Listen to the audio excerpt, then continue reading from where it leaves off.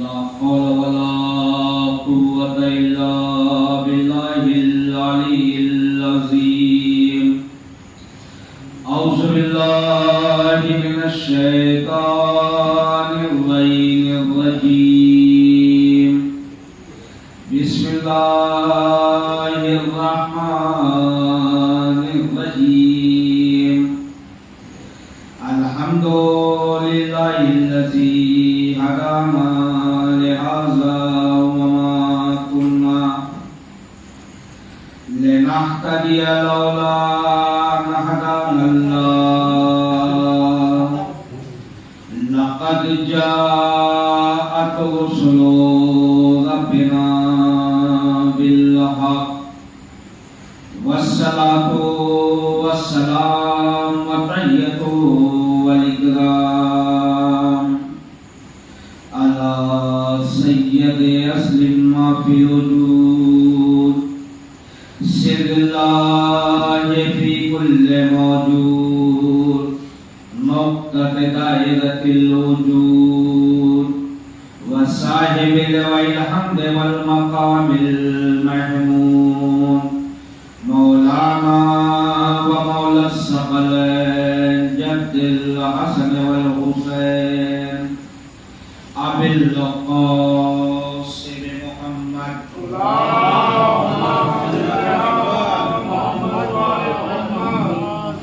وعلى أهل بيت الطيبين الطاهرين المعصومين المظلومين ولعنة الله على أعدائهم من يومنا هذا إلى قيام يوم الدين.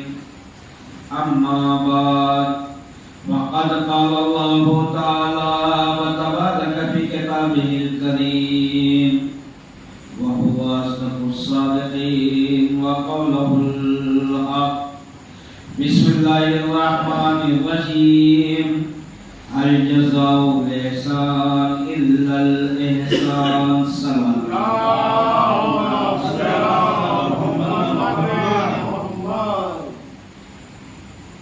حاضرین گرام قدر محترمین سید الشہداء، ایک مومنہ کی اِیصال ثواب کی مجلس ہے، ایک ماں کے اِیصال ثواب کی مجلس ہے. اسی کے ذہن میں آپ حضرات کے سامنے چند منٹ گفتگو کرنی ہے کہ خداوند عالم اپنی پاک و پاکیزہ کتاب قرآن مجید میں ارشاد فرما رہا ہے کہ هل جزاء الاحسان الا الاحسان، کہ کیا احسان کا بدلہ احسان ہے، کیا نیکی کا بدلہ نیکی ہے. اسی کے ذہن میں چند منٹ آپ کے سامنے بیان کرنا ہے کہ ماں کائنات کی وہ عظیم ہستی ہے جو اولاد کے لیے اتنا احسان کرتی ہے کہ اگر اس کے احسان کو دیکھا جائے تو انسان اپنی پوری زندگی گزار دے گا، مگر ماں جتنا احسان اپنے بچے پہ کرتی ہے اتنا احسان بچہ کبھی ماں پہ نہیں کر سکتا. ماں پہ اتنا احسان کبھی بھی نہیں کر سکتا، اور جو بھی وہ کرے گا وہ احسان نہیں ہوگا بلکہ احسان کا بدلہ ہوگا. چھٹے امام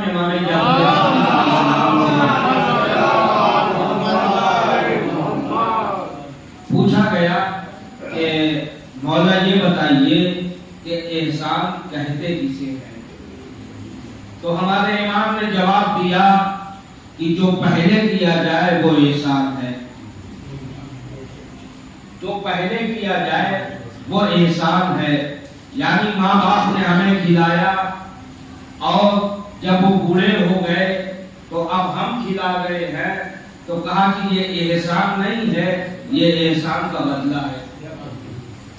کہا کہ یہ احسان نہیں ہے، یہ احسان کا بدلہ ہے. احسان تو وہ ہوتا ہے جو پہلے کیا جائے، بعد میں جو کیا جاتا ہے وہ احسان کا بدلہ ہوتا ہے۔ احسان کہتے اس کو ہے کہ جو کام پہلے کیا جائے اور جو کام کیا گیا ہے یہ احسان ہوتا ہے۔ اگر وہی کام ہم کریں تو یہ احسان کا بدلہ ہے۔ لیکن پروردگار عالم نے قرآن مجید میں کہا کہ احسان کا بدلہ صرف احسان ہے، احسان کا بدلہ صرف احسان ہے۔ اگر ہم ماں باپ کو کھلا رہے ہیں، ماں باپ کی خدمت کر رہے ہیں تو یہ احسان نہیں، یہ احسان کا بدلہ ہے، یہ احسان کا بدلہ ہے۔ اور ہمیں کرنا ہے احسان، ہمیں کرنا ہے احسان جو کام ماں باپ نے ہمارے لیے نہیں کیا، وہ جب ہم کام کریں گے تو وہ ہوگا احسان،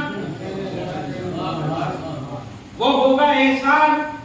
ماں باپ نے ہمیں پالا، ہمیں کھلایا، ہمیں پڑھایا، ہمیں لکھایا، یہ سارا ماں باپ نے ہم پہ احسان کیا، یہاں تک ہمیں پہنچایا، یہ سب ماں باپ نے ہم پہ احسان کیا ہے۔ لیکن اگر ماں باپ بوڑھے ہو گئے، اب انہیں ہم کھلا رہے ہیں، انہیں ہم پلا رہے ہیں، انہیں ہم کہلا رہے ہیں، تو یہ احسان نہیں ہے، احسان کا بدلہ ہے۔ اور پروردگار عالم کہہ رہا ہے کہ احسان کا بدلہ صرف احسان ہے۔ تو اب ہم کیا کریں کہ ہم بھی کہہ سکیں کہ ہم نے ماں باپ پہ احسان کیا؟ تو وہ کام جو ماں باپ نے ہمارے لیے نہیں کیا، جب ہم وہ کریں گے تو وہ احسان ہوگا۔ اب جیسے ماں دنیا سے رخصت ہو گئی، ماں نے ہمارے لیے کوئی اشارے ثواب کی مجلس نہیں کی، اب جب ہم مجلس کریں گے تو یہ احسان ہوگا، اس لیے کہ ماں نے ہمارے لیے نہیں کیا۔ اب ہم قرآن خوانی کروائیں گے تو یہ احسان ہوگا، اس لیے کہ ماں باپ نے ہمارے لیے نہیں کیا۔ جو پہلے کیا جائے وہ احسان، جو بعد میں کیا جائے وہ احسان کا بدلہ، اور جو کر دیا ہے وہ کیا جائے تو بدلہ، جو نہ کیا ہے وہ کرے تو احسان۔ اب عزیزان محترم، جب تک ماں باپ زندہ تھے تب تک ہم نے ماں باپ کی خدمت کی ہے، احسان نہیں کیا ہے۔ اب انہیں احسان کی ضرورت ہے۔ اب جتنا بھی ایثار ثواب کرتے جائیں گے یہ ماں باپ پہ احسان کرتے جائیں گے۔ سماعت پڑھیے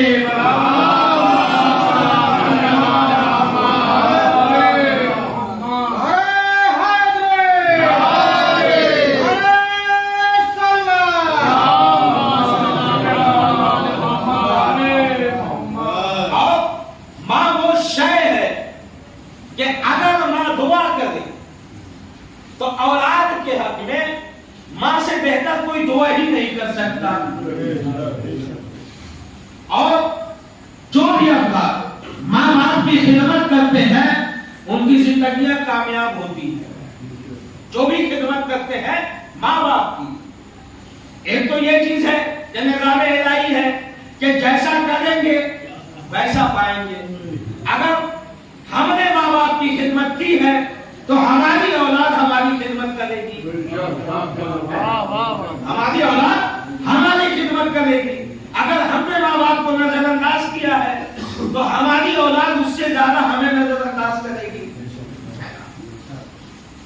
جناب سلیمان علیہ السلام سے اللہ نے کہا کہ اے سلیمان سمندر کے قریب جاؤ، کہا کہ سمندر کے قریب جاؤ اور وہاں جا کے میرا کرشمہ دیکھو، میری الہیات کے نمونے دیکھو۔ جناب سلیمان سمندر کے قریب پہنچ گئے مگر وہاں کچھ نظر نہیں آیا۔ انہوں نے چاروں طرف دیکھا، کچھ دکھائی نہیں دیا۔ جب دکھائی نہیں دیا تو جناب سلیمان نے ایک جن سے کہا کہ سمندر میں گوتا لگا کے دیکھو، ہو سکتا ہے کہ اللہ کوئی شے سمندر میں رکھے ہو وہ دکھانا چاہ رہا ہو۔ ایک جن گیا اور سمندر میں گوتا لگانے کے بعد کچھ دیر کے بعد آیا، کہا یا نبی اللہ سمندر میں جہاں تک میں گیا وہاں تک کچھ نظر نہیں آیا۔ جناب سلیمان نے دوسرے ایک جن کو بھیجا، کہا تو جا، وہ گیا سمندر میں، اس نے گوتا چلایا، وہ اور نیچے تک گیا مگر اسے کچھ نہیں ملا۔ ایک مرتبہ جناب سلیمان نے اپنے وزیر آصف بن بطیہ سے کہا کہ تم جاؤ دیکھو اللہ کیا دکھانا چاہ رہا ہے۔ آصف بن بطیہ گئے تو سمندر کی تہہ سے ایک کبا لے کے آئے، ایک چھوٹا سا مکان لے کے آئے جس کے چاروں طرف دروازے تھے۔ ایک دروازہ یاقوت کا تھا، ایک دروازہ ہیرے کا تھا، ایک دروازہ رمز کا تھا، ایک دروازہ یاقوت لال کا تھا۔ یعنی اس طریقے سے چاروں دروازے چار طریقے کے لے کے آئے، اور وہ کبا اتنا خوبصورت تھا کہ جناب سلیمان دیکھے تو دیکھنے کے بعد کہا کہ واقعی یہ اللہ کی شان ہے کہ اتنا خوبصورت کبا، اور وہ بھی سمندر کے نیچے۔ ایک مرتبہ جناب سلیمان نے اس کے دروازے کو کھولا، اور جب کھولا تو حیرت زدہ ہو گئے کہ اس میں ایک نوجوان بیٹھا ہوا ہے، اس میں ایک نوجوان بیٹھا ہوا ہے۔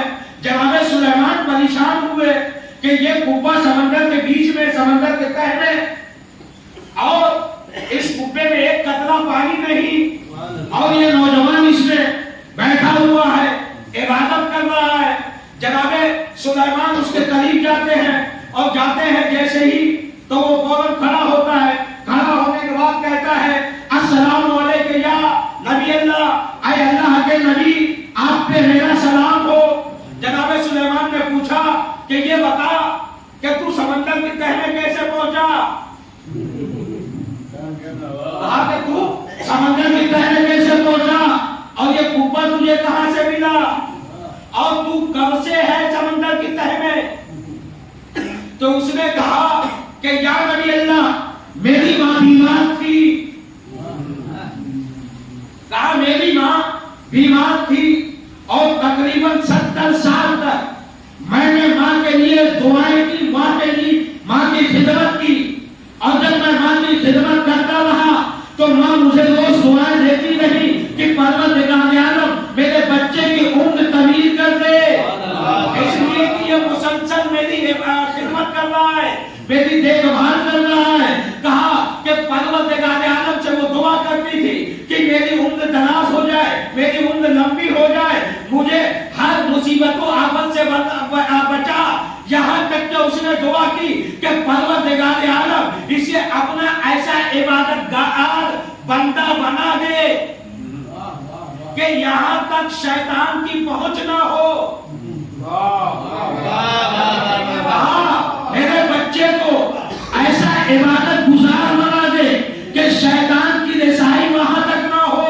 اب سوچئے شیطان کی رسائی جہاں تک نہیں ہے، وہ صرف کائنات میں اہل بیت ہے جن کے لیے اللہ نے قرآن میں کہا کہ انما یرید اللہ لیذھب عنکم الرجس اہل البیت ویطہرکم تطہیرا۔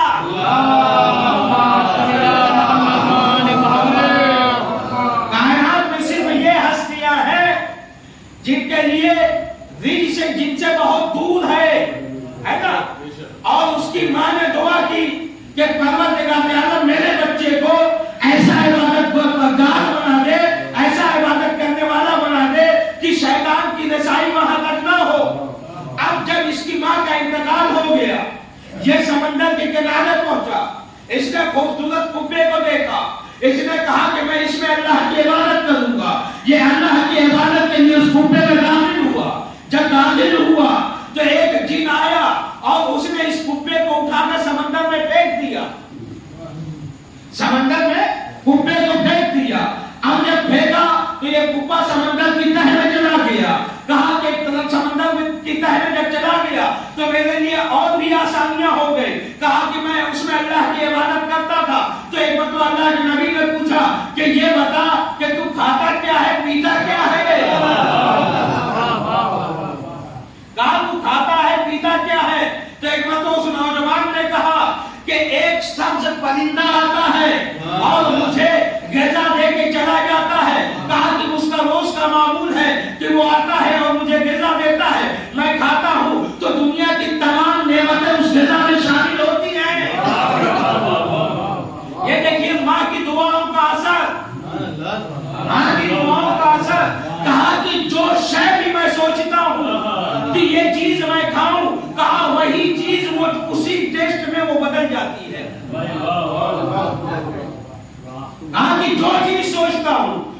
لاتا ہے وہ اسی میں تبدیل ہو جاتی ہے. کہا کہ یہی میں کھاتا ہوں اور جب میں کھا لیتا ہوں تو مجھے پیاس نہیں لگتی. آج مجھے پیاس نہیں لگتی. ایک بار تو جناب سلیمان نبی نے پوچھا کہ یہ بتا کہ تو کب سے اس سمندر کی تہہ میں ہے. کہا کہ مجھے نہیں معلوم کہ کب سے میں ہوں. آج مجھے نہیں معلوم کہ کب سے ہوں. ایک بار تو جناب سلیمان نے پوچھا کہ چلیے بتا تو کس نبی کے دور میں تھا. کہا کہ تو کس نبی کے دور میں تھا. تو اس نے کہا کہ میں جناب ابراہیم کے دور میں تھا. کہا میں جناب ابراہیم کے دور میں تھا. اب جناب سلیمان نے اندازہ لگایا کہ یہ 2500 سال پہلے کی بات ہے. سوچیے کہ جو ماں کی خدمت کرتا ہے, جو ماں کی دیکھ بھال کرتا ہے, ماں جب اس کے لیے دعا کرتی ہے تو وہ 2500 سال میں بھی جوان ہوتا ہے.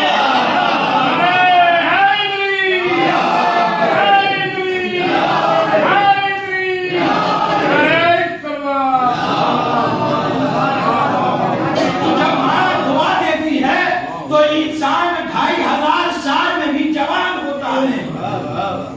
اور جناب سلیمان نے کہا کہ اس کا ایک بال بھی سفید نہیں تھا 2500 سال کے بعد. کیوں کہ 70 سال تک اس نے ماں کی خدمت کی تھی. تو ماں کی خدمت کا ایک عظیم مرتبہ ہے. اور اس ماں کی تو بات ہی الگ ہے کہ جو مومنہ ہو, آل محمد کی چاہنے والی ہو, آل محمد کی ماننے والی ہو, کنیزہ جناب فاطمہ زہرا ہو, اس کا معیار الگ ہوتا ہے. وہ اگر اولاد کے لیے دعا کرتے تو اولاد ہمیشہ سکون ہو جاتی ہے.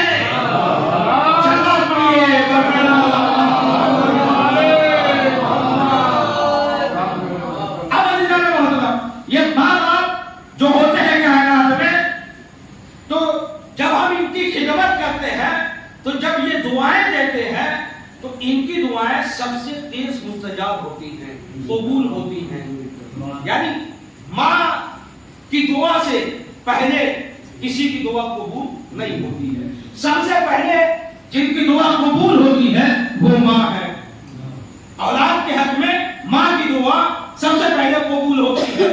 شوہر کے حق میں بیوی کی دعا سب سے پہلے قبول ہوتی ہے. بھائی کے حق میں بہن کی دعا سب سے پہلے قبول ہوتی ہے. یہ 3 ہستیاں ہیں, ماں, زوجہ, بہن. ان کی دعائیں بہت تیز قبول ہوتی ہیں, بہت جلدی قبول ہوتی ہیں. ماں کی دعا سب سے تیز قبول ہوتی ہے.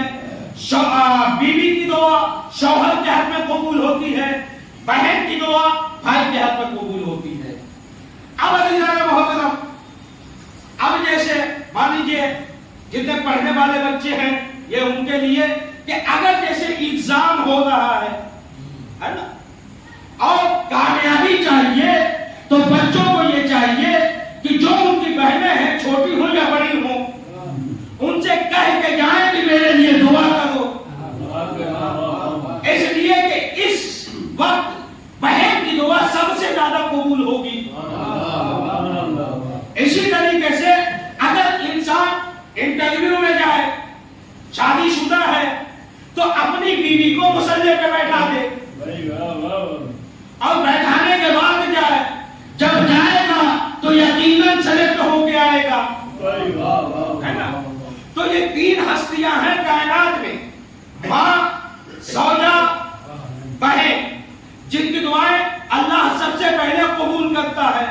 اب عزیزان محترم ان کی دعائیں تو قبول ہو جاتی ہیں, لیکن ہم جو ماں باپ کی خدمت کرتے ہیں تو اس کے لیے اللہ ہمیں دنیا میں بھی کامیابی رکھی ہے اور آخرت میں بھی کامیابی رکھی ہے. اور اس کا سب سے بڑا فائدہ یہ ہے کہ ہم ماں باپ کی جب خدمت کریں گے تو جو ہماری اولاد ہوگی وہ ہماری خدمت کرے گی. اگر ہم ماں باپ کو نظر انداز کر دیں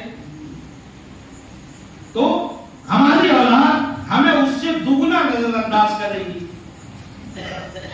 اب ہمیں کچھ آگے کے مراحل طے کرنے ہوتے ہیں. मसाइल ये होते हैं कि हर इंसान को इस दुनिया से जाना होता है, हर इंसान को इस दुनिया से जाना है, क्योंकि अल्लाह ने कुरान मजीद में कहा कि कुल्लु नफ्सिन ज़ाइक़तुल मौत, हर इंसान को मौत का मजा चखना है। एक मुल्क था, उस मुल्क का, बल्कि था नहीं है, उस मुल्क का कानून था ये कि हर साल एक नया बादशाह बनेगा। हर साल जो साल का पहला दिन होगा उस दिन नया बादशाह बनेगा। नया बादशाह बनने का कानून ये था कि जो शहर में उस दिन सबसे पहले दाखिल होगा वही बादशाह होगा। उस मुल्क के लोग साल के आखिरी दिन अपने बादशाह को ले जाके एक जगह छोड़ देते थे और दूसरे दिन सुबह में ये शहर के बाहर खड़े हो जाते थे और वो इंतजार करते थे कि कोई शहर में दाखिल हो तो हम उसे बादशाह बनाएं। जब कोई दाखिल होता था उसे उठा के कंधों पे लाते थे और दरबार तक लेके जाते थे और उसे मसनदे बादशाहत पे बैठा देते थे। जितने भी आते थे वो बड़े खुश होते थे। अच्छा, ये साल भर के बाद ये जो बादशाह होते थे इनका होता क्या था?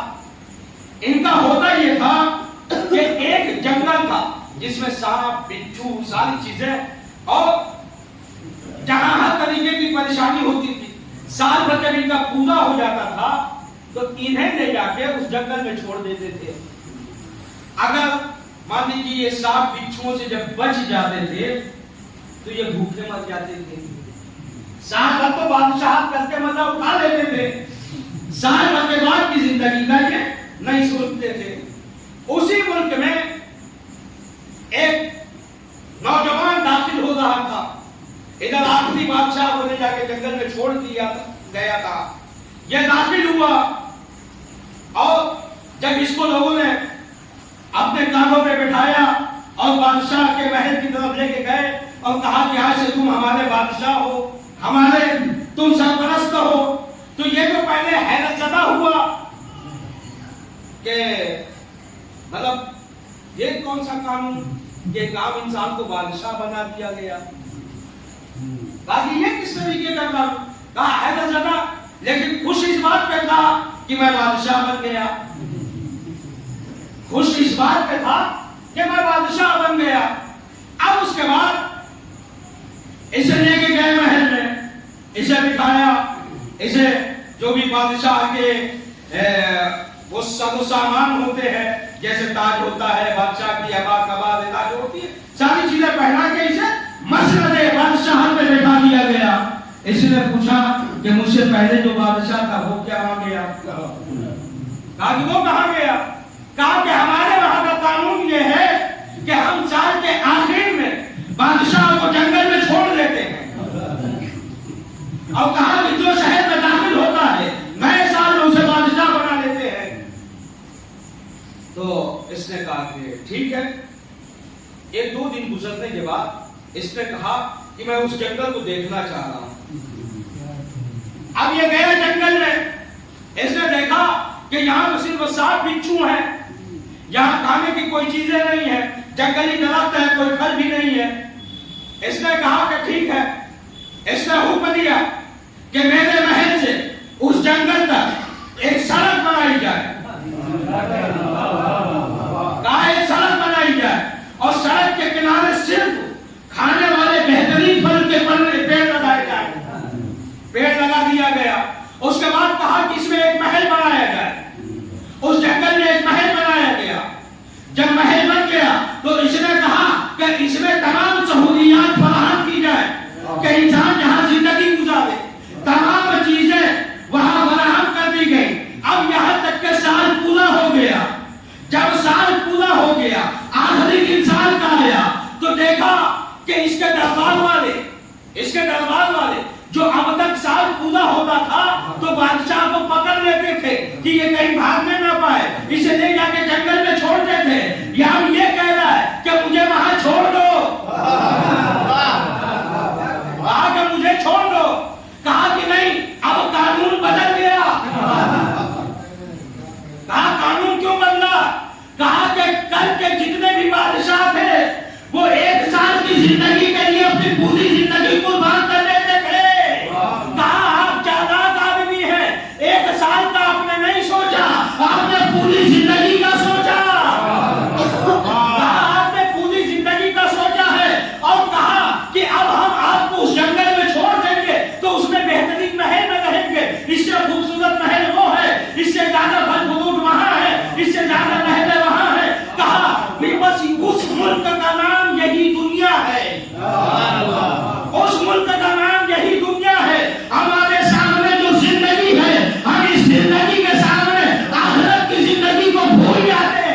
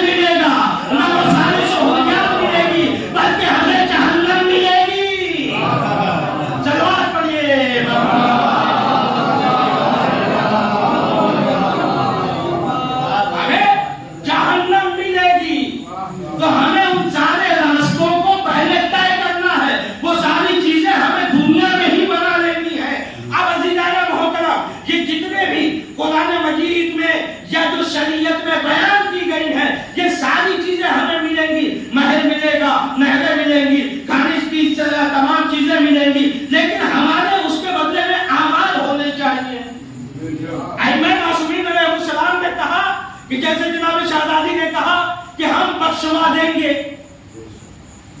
بخشوا دیں گے. جناب شہزادی کب آپ کو بخشوائیں گی؟ روز قیامت, حشر کے میدان میں. قیامت کب آئے گی ہمیں نہیں معلوم, قیامت کب آئے گی ہمیں نہیں معلوم. ائمہ معصومین علیہ السلام نے کہا ہے کہ برزخ کا سامان تم تیار کر کے آؤ, بخشوائیں گے ہم. تو ہم یہ جتنی بھی عبادتیں کرتے جا رہے ہیں یہ ہمارے برزخ کے لیے ہے نا. قیامت تک جو ہمیں قبر میں رہنا ہے, عالم برزخ میں رہنا ہے, یہ ہماری عبادتیں وہاں کام آئیں گی. محشر کے میدان میں شہزادی بخشوا دیں گی. اگر ہمارے گناہ, اگر ہمارے اعمال میں کمی ہے تو شہزادی اپنے اعمال میں سے ہمیں اعمال دے دیں گی. لیکن اس برزخ میں کوئی پوچھنے والا نہیں ہے. اور بارہا تاکید ائمہ معصومین نے کی ہے کہ برزخ کا انتظام تم کر کے آؤ, محشر میں ہم دیکھیں گے.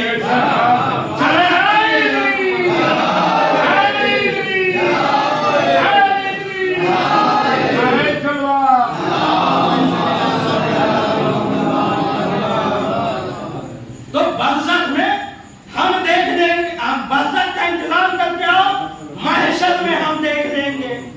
اور ائمہ معصومین علیہ السلام نے کہا کہ ہمارا جو شیعہ ہے, ہمارے تمام عقائد و سلوک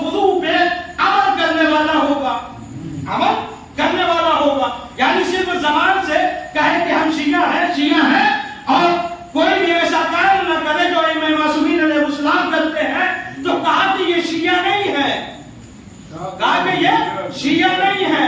اب عزیزان محترم چھٹے امام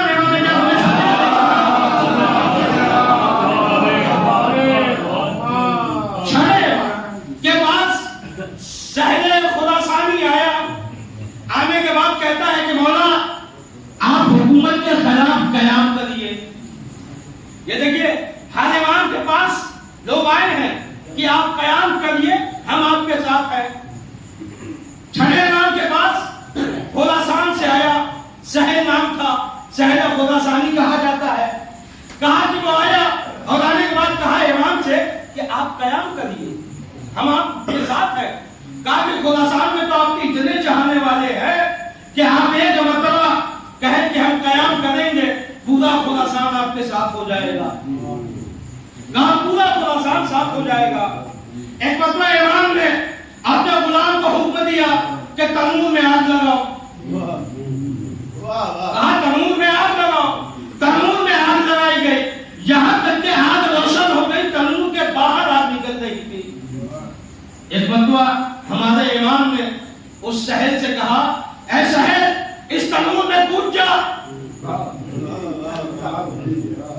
کہا کہ تنور میں کود جا. سہل پریشان ہو گیا کہ مولا میں آپ کا چاہنے والا, آپ مجھے تنور میں بھیج رہے ہیں, جاؤں گا تو میں جل جاؤں گا, ختم ہو جاؤں گا, برباد ہو جاؤں گا. اتنے میں ہارون مکی داخل ہوئے. کہا کہ سلام علیکم جب رسول اللہ, اے رسول کے بیٹے آپ نے میرا سلام. امام نے سلام جواب دیا اور دینے کے بعد کہا ہارون ذرا تنور میں کود جا.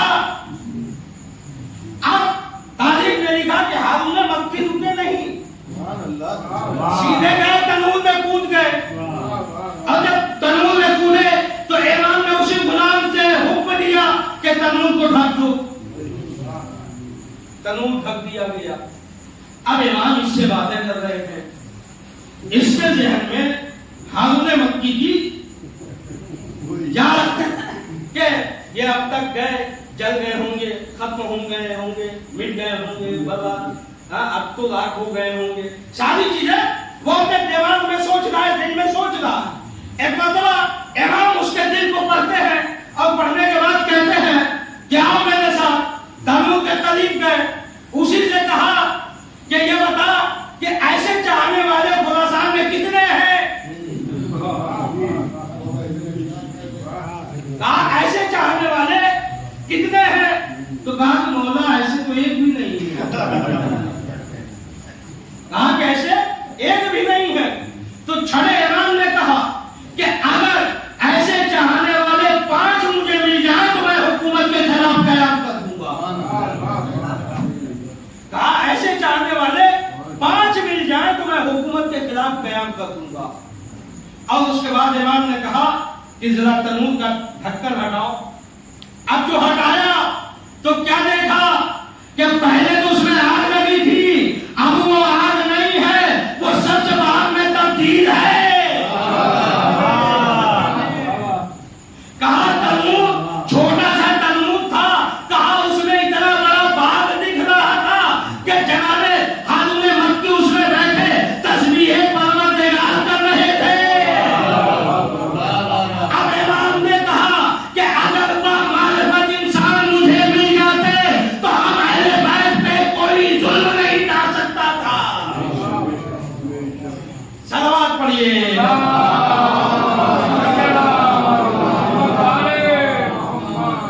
تو عزیزان محترم, اہل بیت علیہ السلام کہ وہ عظمت ہے, اور اہل بیت علیہ السلام کے ساتھ جو سب سے زیادہ امام کے وفادار جن کو ملے ہیں وہ صرف شاہ کربلا امام حسین علیہ السلام ہیں, جنہیں 72 ملے ہیں. مولا کائنات نے بھی اپنے جملوں میں کہا کہ اگر چاہنے والے مجھے مل جاتے چند افراد تو میں قیام کر دیتا, مگر مولا کائنات کے پاس بھی اتنے لوگ نہیں تھے کہ قیام کر سکتے. اور چھڑے امام نے تو کہا کہ اگر میرے پاس 5 لوگ ایسے ہوتے آپ نے وقتی جیسے تو میں قیام کر دیتا. امام کے ساتھ جتنے لوگ ہوتے تھے وہ مصلحتاً آتے تھے، جان بچانے کے لیے آتے تھے، مال کے لیے آتے تھے. جیسے ایک بار صلی اللہ علیہ وسلم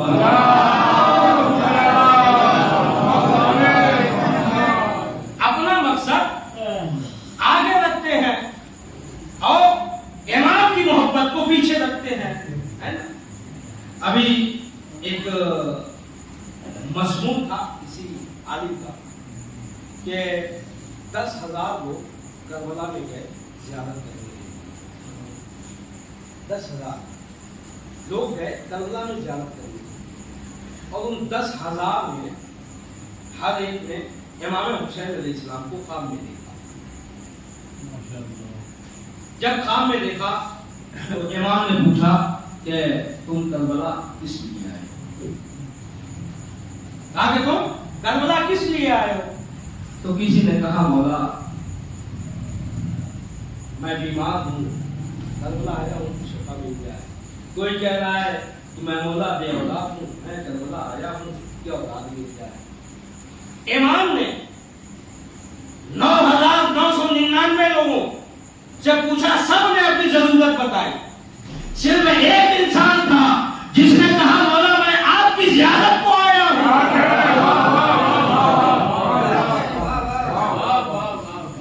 یعنی سارے لوگ اپنی ضروریات بتا رہے ہیں. وہ کہہ رہے ہیں کہ مولا میں آپ کی زیارت کرنے آیا ہوں، جب آپ کی میں زیارت کر لوں گا اس کے بعد مجھے جو چاہیے گا وہ مانگ لوں گا. سلام پڑھیے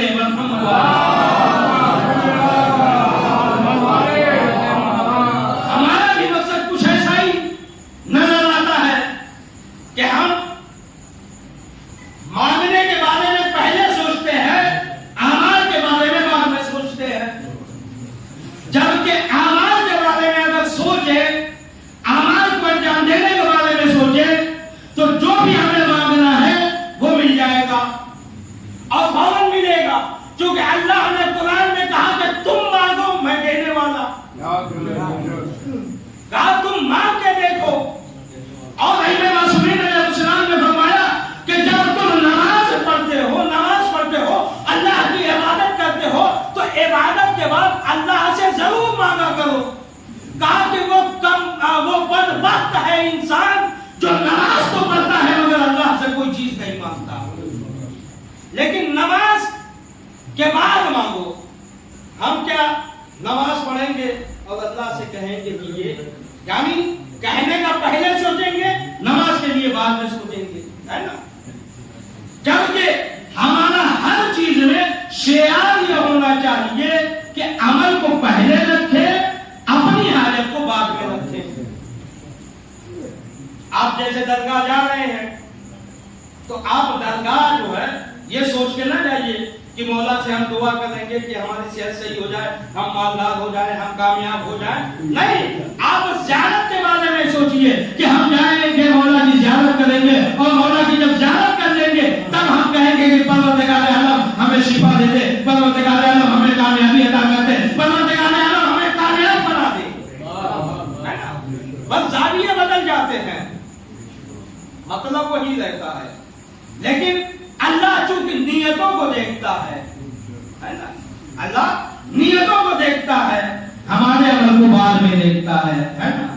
اب اللہ محترم نیت کی بہترین مثال خانہ کعبہ ہے کہ تمام انسان حج کو جاتے ہیں. وہاں ایک حکم شریعت یہ ہے کہ جب آپ حج کرنے جائیے تو آپ جو ہے حجر اسود کا بوسہ دیجیے. اگر آپ نے حجر اسود کا بوسہ نہیں دیا ہے تو آپ کا حج قبول نہیں ہوگا، ہے نا. دیکھیے کربلا اور مکے میں یہی فرق ہے کہ یہاں 10 کروڑ بھی پہنچ جاتے ہیں تو ہر انسان زری کا بوسہ لے لیتا ہے. کربلا میں 30-35 لاکھ ہوتے ہیں لیکن حجر اسود تک نہیں پہنچ پاتے.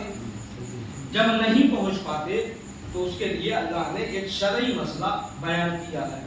یہ شرعی مسئلہ ایسا ہے کہ جس نے جو بہت سارے چیزوں کا جواب جو ہے قیامت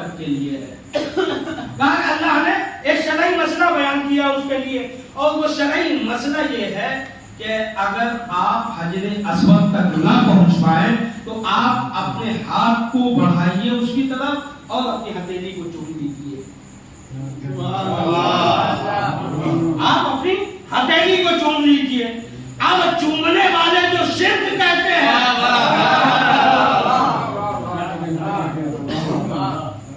ہے نا. اور دوسری چیز ہم پہ اعتراض کرتے ہیں کہ آپ یہاں انڈیا میں کھڑے ہو کے کہتے ہیں السلام علیکم یا عباد اللہ. کیا آپ کا سلام کربلا تک پہنچ جاتا ہے؟ بھائی پہلے آپ جواب دیجئے کہ آپ تو خانہ کعبہ میں پہنچ کے بھی حجر اسود کو نہیں چوم پاتے تو آپ کیا کرتے ہیں؟ تو کہتے ہیں کہ ہم تو اپنی ہتھیلی بڑھا کے ہتھیلی کو چوم لیتے ہیں. تو اب عزیزانہ محترم ان سے سوال کریے کہ کیا یہ آپ کی ہتھیلی ہے یا کیمرہ؟ تو کہا کہ نہیں مولانا آپ سمجھے نہیں. اللہ عمل کو بعد میں دیکھتا ہے، پہلے نیتوں کو دیکھتا ہے. تو ہم نے بھی کہا کہ مولانا ہم بھی تو 1400 برس سے یہی کہہ رہے ہیں کہ کربلا نہیں جا سکتے، تو انڈیا ہی سے کھڑے ہو کے کہتے ہیں السلام علیکم یا رحمت اللہ.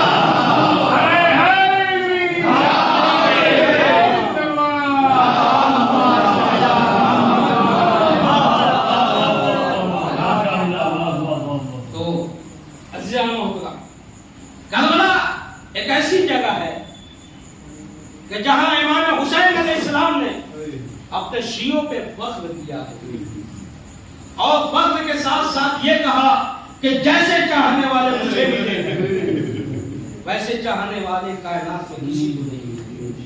کہا کہ نہ نبیوں کو ملے، اب تو یہ ہے کہ میں نے نانا رسول اعظم کو بھی ایسے چاہنے والے نہیں ملے جیسے چاہنے والے مجھے ملے. کہا کہ میرے بابا کو بھی ایسے چاہنے والے نہیں ملے جیسے چاہنے والے مجھے ملے. اور جس دن ایسے چاہنے والے امام کو مل جائیں گے، امام بھی پردہ غیب سے آ جائیں گے. یہ ساری ذمہ داری ہماری ہے کہ ہم منظم طریقے سے اپنے بچوں کو تعلیم یافتہ باکردار بامعرفت بنائیں تاکہ امام کے سپاہی امام کے ناصروں میں شمار ہو سکے، امام کی جانساروں میں. کربلا معیار ہے ان تمام چیزوں کے لیے، اس لیے کہ کربلا وہ جگہ ہے جہاں ابلیس بھی حیدر زدہ کھڑا دیکھ رہا تھا کہ پروردگار عالم تیرے بندے ایسے ایسے سجدہ کرنے والے. کہا اگر مجھے معلوم ہوتا کہ ایسے سجدہ کرنے والے ہیں تو میں کبھی بھی آدم کے سجدے کا انکار نہ کرتا. کہا اتنے زخم کھانے کے بعد بھی امام سجدے میں سر رکھے ہوئے ہیں جبکہ ملعون خنجر لے کے آگے بڑھ رہا ہے. کہا ملعون خنجر لے کے اس عالم میں آگے بڑھ رہا ہے کہ وہ پتھروں پہ تلوار کو مارتا جا رہا ہے، تلوار کو بلند کرتا جا رہا ہے تاکہ جب میں حسین کے گلے پہ چڑھاؤں تو یہ خنجر چل نہ پائے. کہا ایسے عالم میں یہ بندہ جانتے ہوئے بھی سجدے پر بیٹھا رکھتے ہوئے اجرکم اللہ. خدا آپ کو کوئی غم نہ دے سوائے کہ مظلوم کربلا کے، چونکہ ایک مومنہ کے شان ثواب کی مجلس ہے. اور مومنہ کے حوالے سے دو چار جملے کہ جناب مولا کائنات میں جب جناب فاطمہ زہرا اس دنیا سے رخصت ہوئی ہے تو آپ نے بارہا سنا ہوگا کہ مولا کائنات جب اس کو کفن دے رہے تھے تو ایک چیخ مار کے روئے. دو وجہ تھی چیخ مار کے رونے کی، اس لیے کہ جب پیغمبر اسلام نے پوچھا تھا یا علی تم نے فاطمہ کو کیسا پایا تو کہا کہ میں اپنی عبادت میں معاون پایا ہوں، عبادت میں مددگار پایا ہوں. آج وہ مددگار دنیا سے گئی ہے مگر اس عالم میں گئی ہے کہ اس نے وصیت کیا کہ میرا جنازہ رات کی تاریکی میں اٹھانا. اے علی مجھے غسل و کفن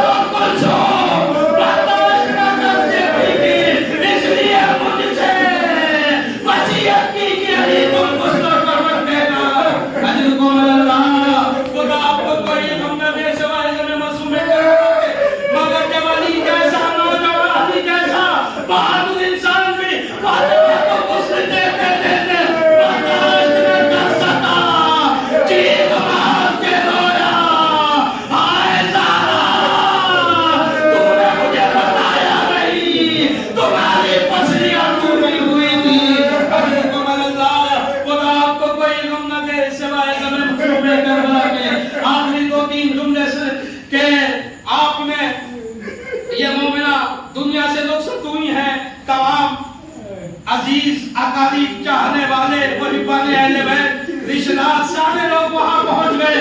जिन्हें भी खबर मिली फौरन दौड़ते हुए पहुंचे वहां पे।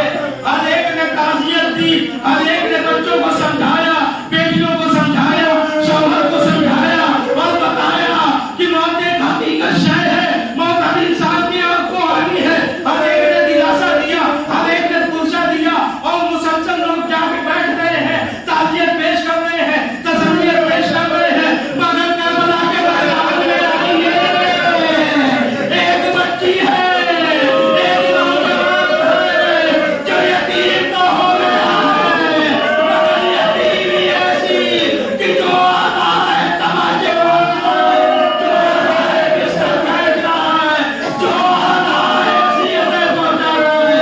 अजरुकुम अल्लाह वनार को कोई न सवाल करे रसूल करबला के। अब उसके बाद आपने बड़ी शान और शौकत के साथ कुछ लोग कफन किया, जनाजे को उठाया, कब्रिस्तान तक लोग लेके गए, तदफीन किया और बड़ी शान और शौकत के साथ आपकी इस मोमिना का जनाजा उठा। लेकिन आइए करबला के मैदान में इमाम मज़लूम का जनाजा, करबला की तब्दील हुई सहरा, बेगौरों का बनवाना, एक नौजवान जिसके हाथों में हथकड़ियां, पैरों में बेड़ियां, गले में तोपे खानदार, वसिया रबुल नसीब नज़रहू, अय्युहुम कलबुन यनकलबून, इन्ना लिल्लाहि व इन्ना इलैहि राजिऊन। आप हज़रात से गुजारिश है कि एक बार सुने हम और तीन बार सूरह तौहीद की तिलावत फरमाकर सुल्ताना परवीन बिनत सैयद शफीर हुसैन की